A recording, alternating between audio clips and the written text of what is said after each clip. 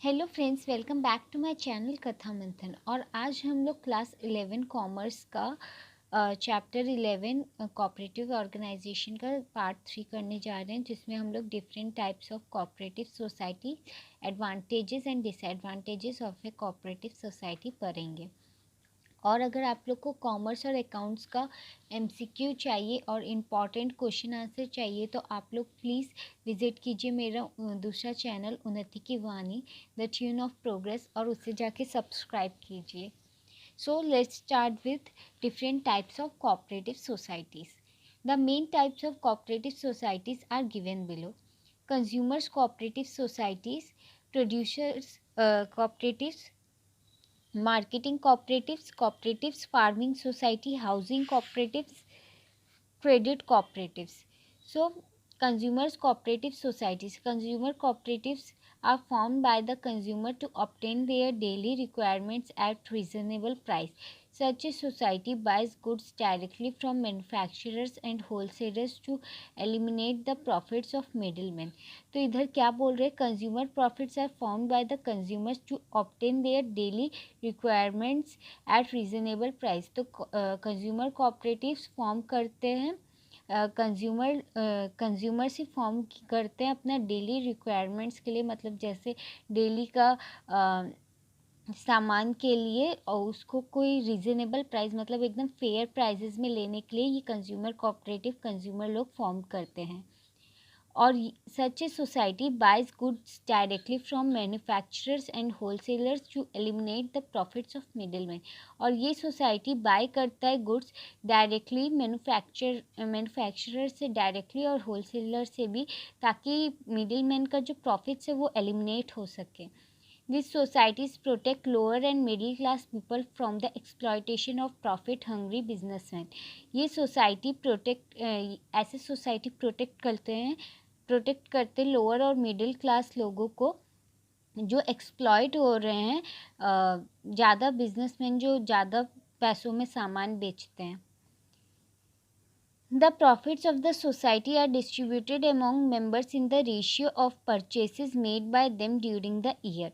ये प्रॉफिट जो society distribute करता है मेंबर में, ये members in the ratio of purchases made by them during the year, उस रेशियो में डिस्ट्रीब्यूट करता है जिस रेशियो में उन लोग का परचेसेस मतलब परचेस किया गया है उस सामान। कंज्यूमर्स कोऑपरेटिव्स और cooperative stores are working mainly in urban areas in India.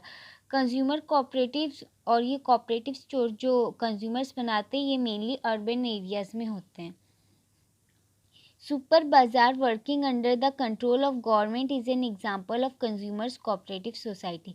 ये जो सुपर बाजार्स होते हैं, ये सब हम लोग का कंज्यूमर कोऑपरेटिव सोसाइटी का एक एग्जाम्पल है। Producers cooperatives. Producers or industrial cooperatives are voluntary association of small producers and artisans who join hands to face competition and increase production.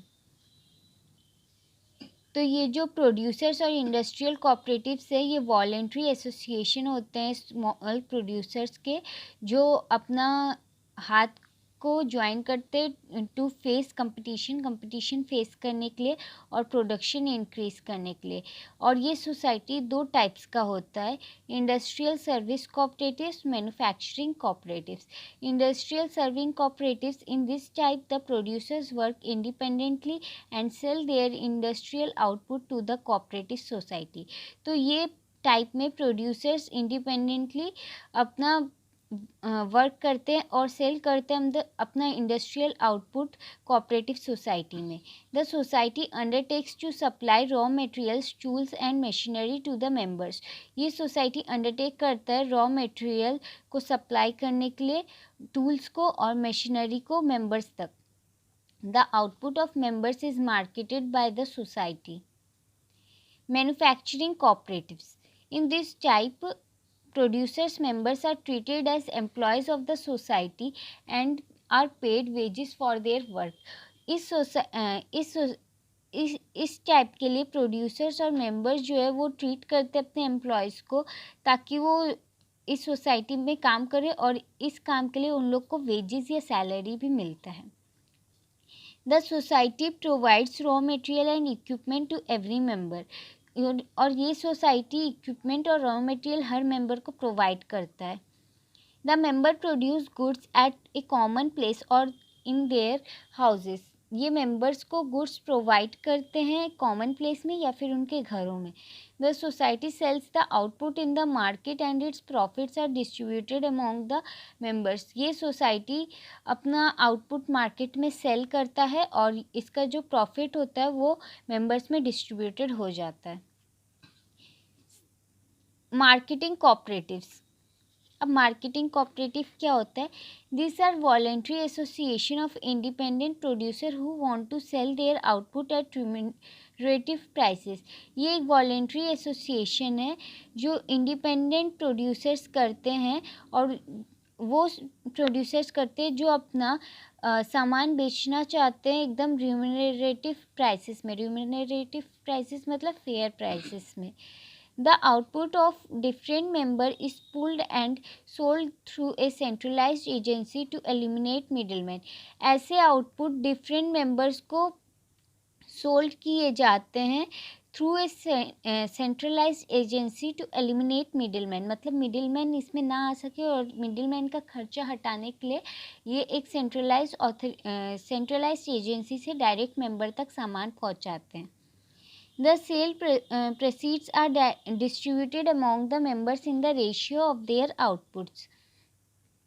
ये जो सेल प्रोसीड्स हो रहा है ये डिस्ट्रीब्यूटेड होता है मेंबर्स में according to their ratios. As a central sales agency, the society may also perform important marketing functions such as processing, grading and packaging the output, advertising and exporting products, warehousing and transportation. तो ये सब functions होते हैं marketing function such as processing, grading, packaging output, packaging the output, advertising, तो ये सब हम लोग का प्रोसेस होता है मार्केटिंग कोऑपरेटिव्स में। और इसका एग्जांपल है the national agricultural cooperative marketing federation, NAFED is an example of marketing cooperative in India. Cooperative Farming Society. These are voluntary association of small farmers who join together to obtain the economies of large scale farming. तो cooperative farming society क्या होता है? ये एक voluntary association है जो small farmers करते हैं, वो लोग एक साथ आते हैं ताकि वो लोग अपना इकोनॉमीज लार्ज स्केल में फार्म कर सके। In India, farmers are economically weak and their land holdings are small. तो इंडिया में जैसे हम लोग जानते हैं कि फार्मर्स के पास काफ़ी इकोनॉमिकली वीक रहते फार्मर्स लोग, और उनका जो लैंड होल्डिंग होता है, मतलब जो लैंड वो लोग ओन करते हैं वो काफ़ी ज़्यादा छोटा होता है। In their individual capacity they are unable to use modern tools, seeds, fertiliser etcetera, और उन लोग का इंडिविजुअल कैपेसिटी के हिसाब से वो लोग मॉडर्न टूल्स वो सब अफोर्ड नहीं कर सकते और उनको यूज़ करना भी नहीं जानते due to their illiteracy. They pool their lands and do farming collectively with the help of modern technology to maximum agriculture output. तो वो लोग अपना पूल करते लैंड्स और फार्मिंग को कलेक्टिवली ताकि वो हेल्प कर सके मॉडर्न टेक्नोलॉजी का, मतलब हेल्प ले सके मॉडर्न टेक्नोलॉजी का अपना एग्रीकल्चरल आउटपुट को मैक्सिमम करने में। Housing cooperatives. These societies are formed by low and middle income group people in urban areas to have a house of their own. तो ये सोसाइटी फॉर्म होता है लो या फिर middle man group of people जो urban areas में रहते हैं ताकि वो अपना हाउस खरीद सके। House cooperatives are